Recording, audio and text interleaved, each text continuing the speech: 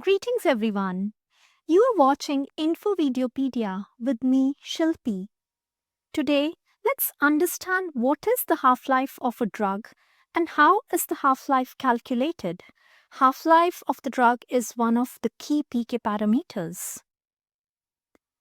Half-life of a drug is the time required for the concentration of the drug in the body to reduce to half of its initial value.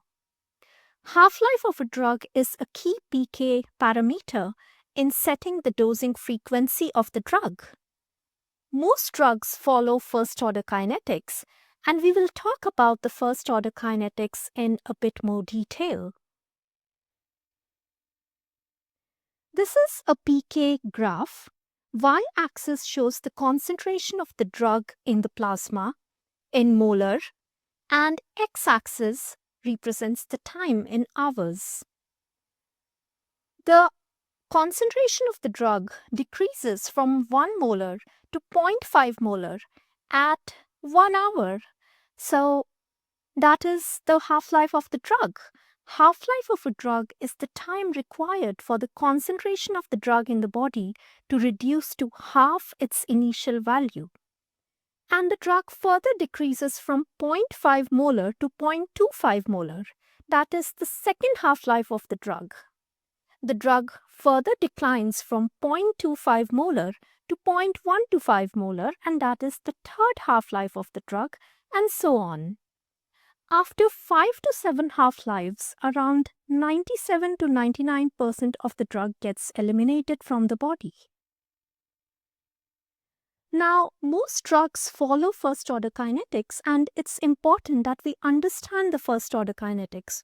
I'm sure we learned this in our chemistry lessons, but let's take a recap. Most of the drugs follow first-order kinetics. A first-order kinetic reaction is a chemical reaction where the rate of the reaction is directly proportional to the concentration of only one reactant. That is, A is the reactant here and it gets converted into a product. This means that as the concentration of the reactant changes, the rate of reaction also changes in direct proportion. And as most of the drugs follow first-order kinetics, the rate at which they are eliminated from the body is directly proportional to their concentration in the blood or in the plasma. So the first-order kinetics, the equation is written as the reactant A gets converted into product. According to rate law, the rate of the reaction is rate constant times the concentration of the reactant raised to power 1. Why 1? Because it's a first order kinetics. And we know that anything raised to the power 1 is the number itself. Rate of the reaction can also be written as change in the concentration of the reactant divided by change in the time. And when these equations are integrated and using calculus, we get an integrated equation that is natural log of concentration A at time t is equal to the rate constant times t plus the natural log of the initial concentration. And this equation helps us in understanding the half-life. In first-order kinetics, the higher the concentration of the drug, the faster it is eliminated, but the fraction eliminated per unit time remains constant. Now, based on the integrated rate law equation, we can calculate and we can derive the half-life of the drug, that is 0.693 divided by K, that is the rate constant. So, in this equation, we just substitute. Because we understand that half-life of the drug, the concentration is half of the initial value and the time is half t divided by 2. And we really plug this in this equation, and then we also understand that log A divided by B is log A minus log B. And what we get is this equation, natural log A concentration initial minus log 2 is equal to minus K times T half-life plus natural log A initial concentration. And this natural log A initial concentration gets cancelled on both sides. And what we are left is half-life is equal to natural log 2 divided by the rate constant. And we know that the natural log 2 is 0.693, and hence the equation half-life of the drug is 0.693 divided by the rate constant.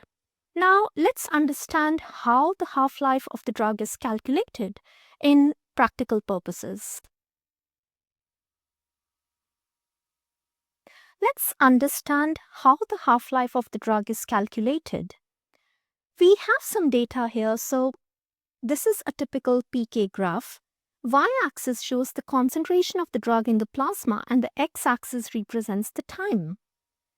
To start with, the concentration of the drug is 100 milligrams per liter, and it reduces to 50 milligrams per liter in 2 hours, and hence 2 hours is the half-life of the drug.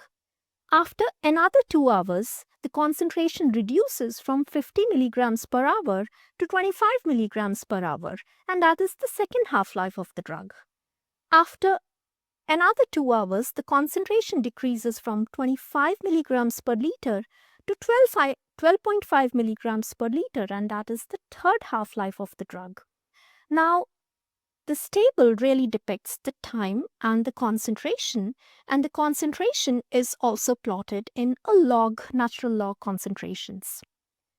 In this graph, what is really plotted is the log concentration, natural log concentration on the y-axis and the time on the x-axis. And what we get from this equation is a straight line, and we can derive the slope of the equation. Y is equal to mx plus b, where m is the slope of the equation. And that is really the rate constant. So based on the equation, the slope is 0.3466, and that is really plotted in the half-life formula. Half-life, as we saw earlier, it's 0.693 divided by the rate constant. And the rate constant is derived from y is equal to mx plus b. And what we get is 2 hours. And this is one of the way half-life can be calculated. These days we use softwares, for example, Phoenix Win Online, to calculate half-life, but this is really the fundamentals and we should know about them.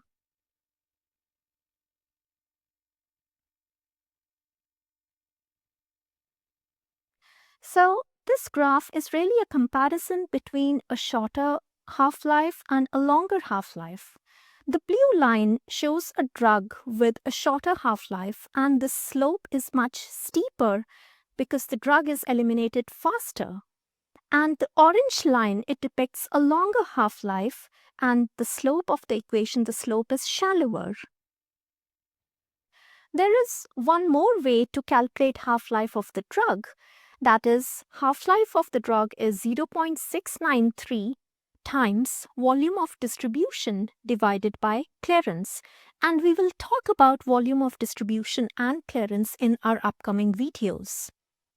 This formula shows that the half-life of the drug is directly proportional to the volume of distribution, and it's inversely proportional to the clearance.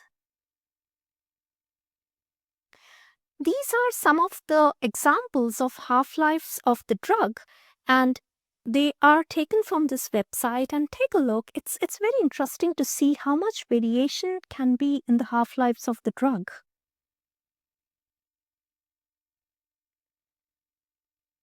There are certain factors that can influence the half-life of the drug. They can be both patient-specific properties and drug-specific properties. For example, renal function.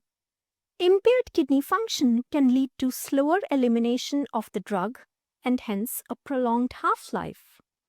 Liver diseases. Liver diseases can lead to reduced metabolism and hence a prolonged half-life of the drug.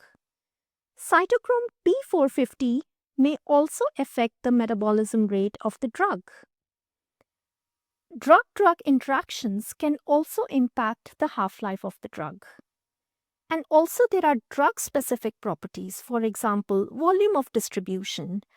If the drug is lipophilic, it can have a larger volume of distribution and hence a longer half-life. if the clearance is high, it can lead to a shorter half-life, and we will talk in detail in our next video about the clearance and volume of distribution. Protein binding can also impact the half-life because the drugs that are highly bound can alter the distribution and it can prolong the half-life of the drug. Let's understand the practical aspects of half-life of a drug. The half-life of a drug is important in setting the dose frequency of the drug. Drugs with shorter half-life need to be more frequently dosed.